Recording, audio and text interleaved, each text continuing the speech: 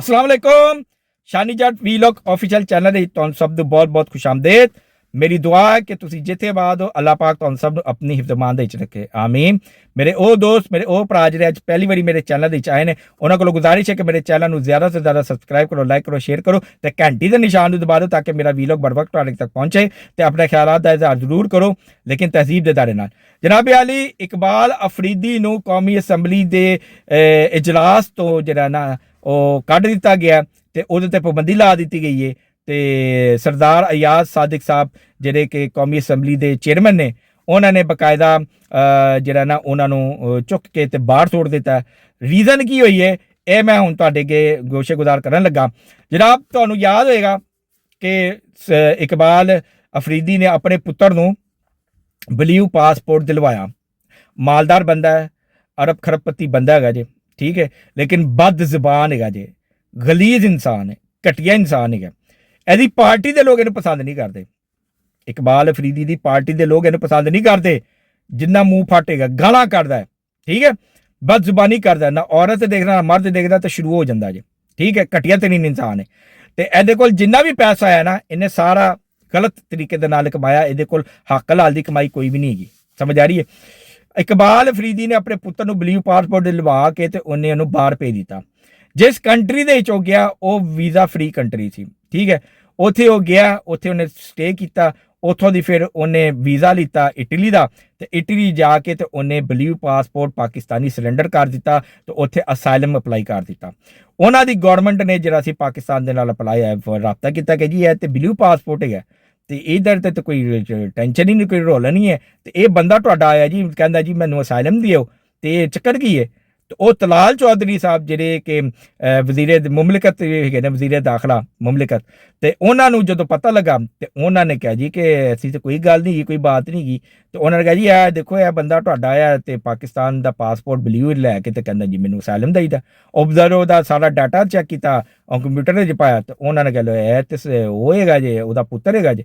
ਤੇ ਉਹਨਾਂ ਨੇ ਫਿਰ ਕਿਹਾ ਅੱਛਾ ਠੀਕ ਹੈ ਅਸੀਂ ਇਹਦਾ ਐਕਸ਼ਨ ਲੈਂਦੇ ਹਾਂ, ਤੁਸੀਂ ਬਹਰਾਲ ਇਹਨੂੰ ਅਸਾਈਲਮ ਨਹੀਂ ਦੇਣਾ, ਠੀਕ ਹੈ, ਕਿਉਂਕਿ ਇਹਦਾ ਪਿਓ ਇੱਥੇ ਬਿਲਕੁਲ ਚੰਗਾ ਭਲਾ ਹੈ। ਇਹਨੂੰ ਕੋਈ ਵੀ ਦੇਖੋ ਜਦੋਂ ਕੋਈ ਕਿਸੇ ਕੋਲ ਅਸਾਈਲਮ ਕਿਸੇ ਕੰਟਰੀ ਤੋਂ ਮੰਗਿਆ ਜਾਂਦਾ ਹੈ ਨਾ ਉਹ ਪਹਿਲੇ ਤਸਦੀਕ ਕਰਦੇ ਨੇ ਕਿ ਬਈ ਇਹਨੂੰ ਅਸਾਈਲਮ ਦਈਏ ਕਿ ਨਾ ਦਈਏ। ਪਹਿਲੇ ਪੁੱਛਦੇ ਨੇ ਹਾਂ ਬਈ ਤੂੰ ਕੌਣ ਹੈ, ਤੂੰ ਕਿੱਥੋਂ ਆਇਆ, ਕੀ ਹਿਸਾਬ ਕਿਤਾਬ ਹੈ, ਤੂੰ ਕਿਹੜੇ ਮੁਲਕ ਦਾ ਹੈ, ਕੀ ਮਸਲਾ, ਕਿਉਂ ਅਸਾਈਲਮ ਮੰਗਦਾ। ਫਿਰ ਉਸ ਮੁਲਕ ਦੇ ਵਿੱਚ ਜਿਹੜਾ ਨਾ ਲੋਕਾਂ ਨੂੰ ਉਹ ਤੋਂ ਪੁੱਛਿਆ ਜਾਂਦਾ, ਦੇਖਿਆ ਜਾਂਦਾ ਕਿ ਹਾਂ ਬਈ ਇਹ ਵਾਕਈ ਇਹਦੀ ਜਾਨ ਨੂੰ ਖਤਰਾ ਹੈ ਕਿ ਨਹੀਂ ਹੈ, ਠੀਕ ਹੈ। ਤਾਂ ਜਦੋਂ ਮੇਕ ਸ਼ੋਰ ਕਰ ਲੈਂਦੇ ਨੇ ਕਿ ਹਾਂ ਬਈ ਇਹਦੀ ਜਾਨ ਨੂੰ ਉੱਥੇ ਵਾਕਈ ਖਤਰਾ ਤੇ ਉੱਥੇ ਇਹਨੂੰ ਮਾਰਨ ਨੂੰ ਪਏ ਨੇ ਤੇ ਇਹਨੇ ਆਪਣਾ ਮਜ਼ਹਬ ਚੇਂਜ ਕਰ ਲਿਆ ਜਾਂ ਇਹ ਆਪਣਾ ਜਿਨਸ ਨੇ ਆਪਣੀ ਚੇਂਜ ਕਰ ਲਈ ਹੈ ਜਾਂ ਇਹ ਜਿਹੜਾ ਹੈ ਨਾ ਕਿ ਉਹ ਕੌਮੇ ਲੂਤ ਵਾਲਾ ਕੰਮ ਕਰ ਰਿਹਾ, ਹਮ ਜਿਨਸ ਪਰਸਤੀ ਵਾਲਾ ਕੰਮ ਕਰ ਰਿਹਾ ਤੇ ਐਸੇ ਕੋਲੋਂ ਲੋਕਾਂ ਨੂੰ ਮਾਰਨਾ ਚਾਹੁੰਦੇ। ਤੇ ਫਿਰ ਉਹ ਕਹਿੰਦੇ ਹਾਂ ਇਹਨੂੰ ਅਸੀਂ ਹੁਣ ਇੱਥੇ ਰੱਖਦੇ ਹਾਂ, ਇਹਦੀ ਜ਼ਿੰਦਗੀ ਬਚਾਉਣੇ ਤੇ ਇਹਨੂੰ ਇੱਥੇ ਅਸੀਂ ਇਜਾਜ਼ਤ ਦਿੰਦੇ ਕਿ ਹਾਂ ਵੀ ਇੱਥੇ ਰਹਿ ਲਵੇ।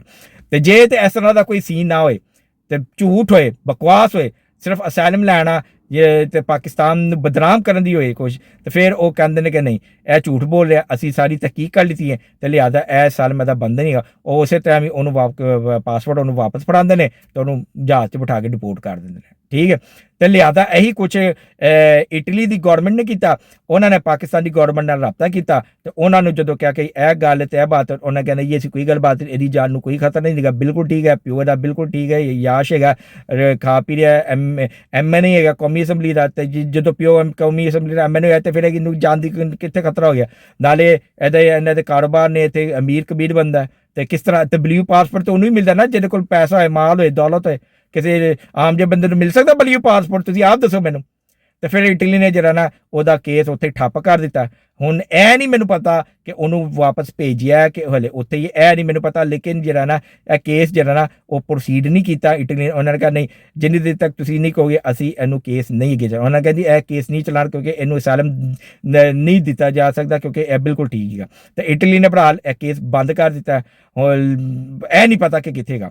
ਬਹਰਾਲ ਹੁਣ ਇਕਬਾਲ ਅਫਰੀਦੀ ਤੁਹਾਨੂੰ ਪਤਾ ਹੈ ਉਹ ਹੁੰਦਾ ਜਦੋਂ ਮੀਡੀਆ ਦੇ ਵਿੱਚ ਖਬਰ ਆਈ ਹੈ ਤੇ ਉਹ ਉਹਨੂੰ ਜਿਹੜਾ ਨਾ ਅੱਗ ਬਗਲਾ ਹੋਇਆ ਕਿ ਲੋ ਜੀ ਮੇਰੀ ਜ਼ਲਾਲਤ ਹੋ ਗਈ, ਮੇਰੇ ਬੱਚੇ ਦੀ ਜ਼ਲਾਲਤ ਹੋ ਗਈ। ਉਹ ਪੁੱਠੇ ਸਿੱਧੇ ਬਿਆਨ ਦਿੰਦਾ ਫਿਰਦੇ ਆ, ਕਦੀ ਪਾਕਿਸਤਾਨ ਦੇ ਖਿਲਾਫ ਗੱਲ ਕਰੇ, ਕਦੀ ਫੌਜ ਦੇ ਖਿਲਾਫ ਗੱਲ ਕਰੇ ਜੀ ਇੱਥੇ ਕਿਸੇ ਦੀ ਜ਼ਿੰਦਗੀ ਮਜ਼ਬੂਤ ਨਹੀਂ ਤੇ ਫਿਰ ਮਹਿਫੂਜ਼ ਨਹੀਂ ਤੇ ਇੱਥੇ ਰਹਿ ਕੇ ਬੰਦਾ ਕੀ ਕਰੇ। ਤੇ ਮੇਰਾ ਪਿੱਤਰ ਚਲ ਗਿਆ ਤੇ ਮੈਂ ਵੀ ਚਲਾ ਜਾਵਾਂਗਾ, ਸਭ ਚਲੇ ਜਾਣਗੇ। ਮਾਜ਼ੀ ਦੇ ਵਿੱਚ ਵੀ ਸਭ ਲੋਕ ਗਏ ਸਨ, ਸਭ ਨੇ ਅਸਾਈਲਮ ਦਿੱਤਾ ਸੀ ਤੇ ਕੋਈ ਐਡਾ ਜੁਰਮ ਨਹੀਂ ਹੈ ਤੇ ਫਲਾਣਾ, ਯਾਨੀ ਕਿ ਇਸ ਤਰ੍ਹਾਂ ਦੀਆਂ ਘਟੀਆਂ ਗੱਲਾਂ ਕਰਦੇ ਆ ਨਾ। ਤੇ ਉਹ ਫਿਰ ਉੱਥੇ ਇੱਕ ਕੌਮੀ ਅਸੈਂਬਲੀ ਦੇ ਵਿੱਚ ਉਹਨਾਂ ਨੇ ਇੱਕ ਤਹਿਰੀਕ ਪੇਸ਼ ਕਰ ਦਿੱਤੀ। ਠੀਕ ਹੈ, ਪਹਿਲੇ ਤੇ ਤਲਾਲ ਚੌਧਰੀ ਸਾਹਿਬ ਉਹ ਬੜਾ ਬੋਲੇ, ਉਹਨਾਂ ਨੇ ਕਿਹਾ ਜੀ ਇਹ ਸਾਡੀ ਬਦਨਾਮੀ ਦਾ ਬਾਇਸ ਬਣਿਆ ਤੇ ਇਹਨੇ ਸਾਨੂੰ ਬਹੁਤ ਬਦਨਾਮ ਕੀਤਾ ਪੂਰੀ ਦੁਨੀਆ ਦੇ ਵਿੱਚ। ਇਟਲੀ ਦੀ ਹਕੂਮਤ ਜਿਹੜੀ ਉਹ ਸਾਨੂੰ ਜਿਹੜੀ ਇਹ ਬੁਰਾ ਭਲਾ ਕਹਿ ਰਹੀ ਕਿ ਜੀ ਤੁਹਾਡੇ ਇਹ ਲੋਕ ਨੇ ਮੁਲਕ ਦੇ ਕਿ ਜਿਹੜੇ ਤੁਹਾਡੇ ਮੁਲਕ ਨੂੰ ਬਦਨਾਮ ਕਰ ਰਹੇ ਨੇ, ਇਹੋ ਜਿਹੇ ਬੰਦਿਆਂ ਨੂੰ ਤੇ ਤੁਹਾਨੂੰ ਚਾਹੀਦਾ ਕਿ ਆਪਣਾ ਅਸੈਂਬਲੀ ਦੇ ਵਿੱਚ ਨਾ ਲਿਆਓ, ਇਹਨਾਂ ਨੂੰ ਇੱਜ਼ਤ ਨਾ ਦਿਓ, ਤੁਸੀਂ ਇਹਨਾਂ ਨੂੰ ਅਸੈਂਬਲੀ ਦੇ ਵਿੱਚ ਬਿਠਾਇਆ ਹੈ, ਤੁਸੀਂ ਕਿ ਕੈਸਾ ਮੁਲਕ ਹੈ। ਹਾਲਾਂਕਿ ਪੂਰੀ ਦੁਨੀਆ ਦੇ ਵਿੱਚ ਪਾਕਿਸਤਾਨ ਦੀ ਤਾਰੀਫਾਂ ਹੋ ਰਹੀਆਂ ਨੇ ਕਿ ਜੋ ਪਾਕਿਸਤਾਨ ਦਾ ਕਿਰਦਾਰ ਹੈ ਈਰਾਨ ਤੇ ਅਮਰੀਕਾ ਦੀ ਜੰਗ ਦੇ ਹਵਾਲੇ ਨਾਲ, ਕਿਸ ਤਰ੍ਹਾਂ ਪਾਕਿਸਤਾਨ ਜਿਹੜਾ ਨਾ ਅਮਨ ਪ੍ਰੋਸੈਸ ਕਰ ਰਿਹਾ ਤੇ ਦੂਸਰੇ ਪਾਸੇ ਇਹ ਸਾਡੀ ਪਾਕਿਸਤਾਨ ਦੀ ਬਦਨਾਮੀ ਦਾ ਬਾਇਸ ਬਣੇ ਹੋਏ ਨੇ। ਤੇ ਲਿਹਾਜ਼ਾ ਉਹਨਾਂ ਨੂੰ ਦਰਖਾਸਤ ਕੀਤੀ ਚੇਅਰਮੈਨ ਜਿਹੜੇ ਹੈਗੇ ਸਨ ਕੌਮੀ ਅਸੈਂਬਲੀ ਦੇ ਕਿ ਜਨਾਬ ਇਹਨਾਂ ਦੇ ਉੱਤੇ ਸਖਤ ਐਕਸ਼ਨ ਲਿੱਤਾ ਜਾਏ ਤੇ ਇਹਨਾਂ ਨੂੰ ਜਿਹੜਾ ਨਾ ਉਹ ਇੰਦਰੋਂ ਜਿਹੜਾ ਨਾ ਇਹਨਾਂ ਦੀ ਰੁਕਨੀਅਤ ਨੂੰ ਕੈਂਸਲ ਕਰ ਦਿਓ।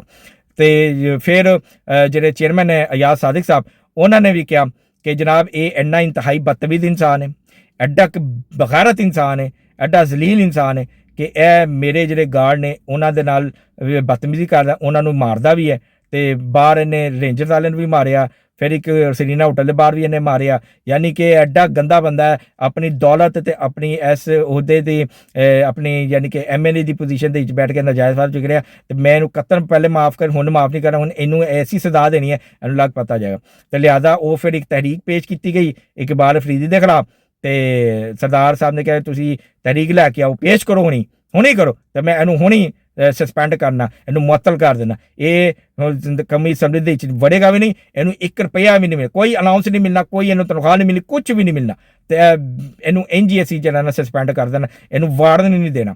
ਜਨਾਬ ਉਹ ਤਹਿਰੀਕ ਪੇਸ਼ ਕੀਤੀ ਗਈ, ਉਸੇ ਟਾਈਮ ਹੀ ਉਹ ਤਹਿਰੀਕ ਉਹਨਾਂ ਨੇ ਪੜ੍ਹੀ ਹੈ ਤੇ ਪੜ੍ਹ ਕੇ ਤੇ ਫਿਰ ਉਹਨਾਂ ਨੇ ਵੋਟਿੰਗ ਕਰਾਈ ਹੈ ਤੇ ਵੋਟਿੰਗ ਦੇ ਵਿੱਚ ਮੈਜੋਰਿਟੀ ਨੇ ਕਿਹਾ ਕਿ ਇਹਨੂੰ ਚੁੱਕ ਕੇ ਤੇ ਬਾਹਰ ਸੁੱਟ ਦਿਓ।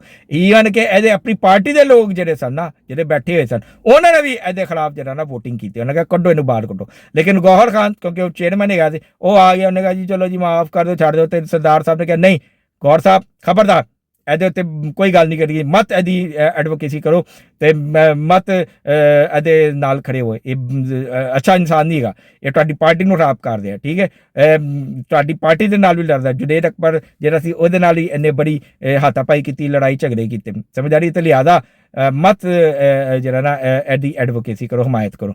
ਤੇ ਲਿਹਾਜ਼ਾ ਉਹ ਮੋਸ਼ਨ ਇੱਕ ਪਾਸ ਹੋ ਗਈ ਮੈਜੋਰਟੀ ਦੇ ਨਾਲ, ਮੈਜੋਰਟੀ ਦੇ ਵੋਟਾਂ ਦੇ ਨਾਲ, ਤੇ ਇਕਬਾਲ ਅਫਰੀਦੀ ਜਿਹੜਾ ਨਾ ਉਹ ਜਿਹੜਾ ਨਾ ਸਸਪੈਂਡ ਹੋ ਚੁੱਕੀ ਹੈ ਤੇ ਉਹਨੂੰ ਜਿਹੜਾ ਨਾ ਅਗਲਿਆਂ ਨੇ ਕੱਢ ਦਿੱਤਾ ਬਾਹਰ।